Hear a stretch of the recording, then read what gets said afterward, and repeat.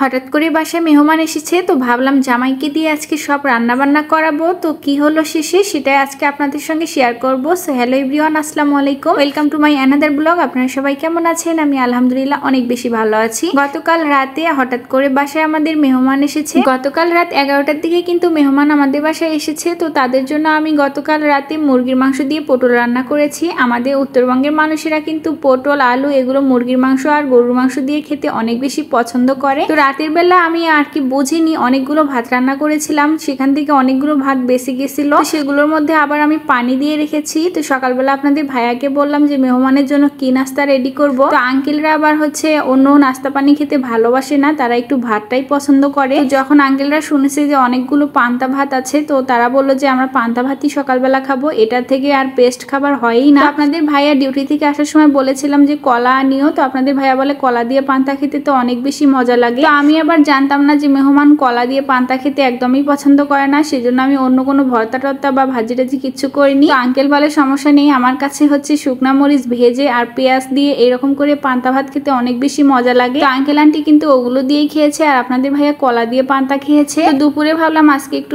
Special কিছু রান্না করি। অনেকদিন হলো বাসায় পোলাও মাংস রান্না করি না, মানে মাংস তো রান্না করি কিন্তু পোলাওটা রান্না করি না, কারণ এটা অনেক হচ্ছে ক্যালোরির খাবার আর কি পোলাওটা, সেজন্যই আর কি পোলাওটা বেশি একটা রান্না করি না আমি। তো আজকে ভাবলাম যেহেতু বাসায় মেহমান এসেছে সেহেতু একটু পোলাও রান্না করি। তো আপনাদের ভাইয়াকেও বললাম, সেও বললো হ্যাঁ পোলাওটা সুন্দর করে রান্না করবা। তো আমি এখানে হচ্ছে সুন্দর করে পোলার চালগুলো ধুয়ে নিচ্ছি, আর পোলার চালটা ধুয়ে আমি কিছুক্ষণের জন্য রেখে দিব যাতে পানিটা খুব সুন্দর করে ঝরে যায়, তাহলে কিন্তু পোলাও খেতে অনেক বেশি মজা লাগবে। তো এই দিক থেকে আমি কিন্তু সব কাটা বাছা করে নিয়েছি। তো আপনাদের ভাইয়াকে বললাম এতদিন তো আমার হাতে অনেক রান্না বান্নাই খেয়েছো, আজকে তো আমি রান্না বান্নার জন্য সবকিছুই রেডি করে দিয়েছি, তুমি আর আঙ্কেল মিলে আজকে একটু রান্নাটা করো না, আমারও তো খেতে ইচ্ছে করে তোমার হাতের রান্না। তো আপনাদের ভাইয়া বললো আচ্ছা ঠিক আছে, তুমি সবকিছু একদম কেটে বেছে একদম রেডি করে দাও, আমি রান্না করব, মানে তোমার আঙ্কেল আর আমি রান্না করবো। আমি তো একদম মানে খুব খুশি হয়ে গেলাম যে আজকে জামাইয়ের হাতে রান্না বান্না খাবো অনেকদিন পর। কারণ আপনাদের ভাই কিন্তু সব রান্নাই পারে, কিন্তু আসলে আমাকে রান্না করে বেশি খাওয়ানোর টাইম পায় না, কারণ বেচারা তো ডিউটি নিয়ে ব্যস্ত, ডিউটি থেকে এসে আবার ঘুমিয়ে পড়ে, সেজন্যই আর কি রান্নাও করতে পারে না একটু। তো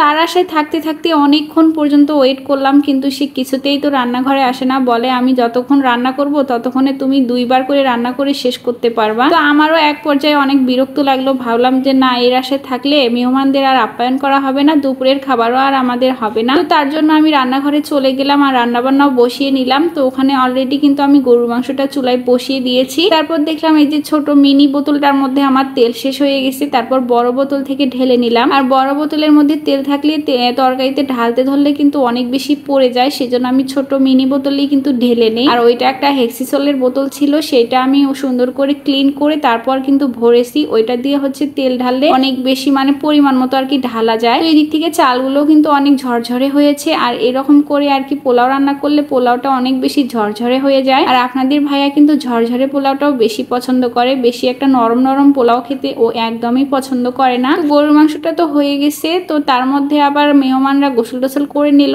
আর আমরা কিন্তু আজকে বিকেলে অন্য একটা জায়গায় ঘুরতে যাব। আসলে আঙ্কেল আন্টি যখনই আমাদের বাসায় আসে বা আমরা যখনই ওনাদের কাছে যাই, আমরা কিন্তু কোথাও না কোথাও ঘুরতে যাই, এরকম একটা ডিসিশন নিয়েই কিন্তু আমরা সবসময় দেখা করি বা একে অন্যের কাছে যাই আর কি। তো রান্না করার সময় কিন্তু আপনাদের ভাই আমাকে অনেক তাড়া দিচ্ছিল, বলতেছিল 3টার মধ্যে যেন খাওয়া দাওয়া করে রেডি হয়ে বের হতে পারি, তাতে আমরা অনেক জায়গায় ঘুরতে পারবো আর অনেক সুন্দর সুন্দর করে ভিডিও করতে পারবো। নেক্সট ব্লগে কিন্তু আপনাদের সঙ্গে অবশ্যই শেয়ার করব আমরা কোথায় গেছিলাম। আর এদিক থেকে আজকে পোলাও রান্না করতে তো আমার অনেক বেশি ভুল হয়ে গেছিল। প্রথমে যে পাতিলটাতে দিছিলাম সেই পাতিলটাতে ভেজে নেওয়ার পর একদম আটতেছিল না, মানে ধরতেছিল না আর কি। তারপর আমি কিন্তু পাতিলটা চেঞ্জ করে নিয়েছি। তো সব রান্না বান্না কিন্তু কমপ্লিট, সব রান্না বলতে শুধু গরুর মাংস আর হচ্ছে পোলাও রান্না করেছিলাম। আর এখানে একটা হচ্ছে সালাদ রেডি করতেছি, আর ঘি দিয়ে সালাদটা মাখলে আমার কাছে অনেক বেশি মজা লাগে। আর আজকে রান্না খেয়ে তো আপনাদের ভাইয়া আঙ্কেল আন্টি অনেক বেশি প্রশংসা করেছে। সচরাচর কিন্তু আপনাদের ভাইয়া সহজে আমার রান্নার প্রশংসা করতে চায় না, বলে যে তোমার সামনে প্রশংসা করলে তোমার ভাব বেড়ে যাবে, সেজন্য কিন্তু কখনো বেশি একটা প্রশংসা করে না। কিন্তু আজকে আপনাদের ভাইয়া খাওয়ার সময় অনেক বেশি প্রশংসা করতেছিল, আমার তো বেশি বিশ্বাসই হতেছিল না যে এই মানুষটা আমার প্রশংসা করতেছে। তো যাই হোক, নেক্সট ব্লগ কিন্তু অবশ্যই আপনারা দেখবেন, কারণ আমরা অনেক সুন্দর একটা জায়গায় ঘুরতে গেছিলাম। তো আজকের মতো এই পর্যন্তই, সবাই ভালো থাকবেন, নেক্সট ব্লগে আবার দেখা হবে, আল্লাহ হাফেজ।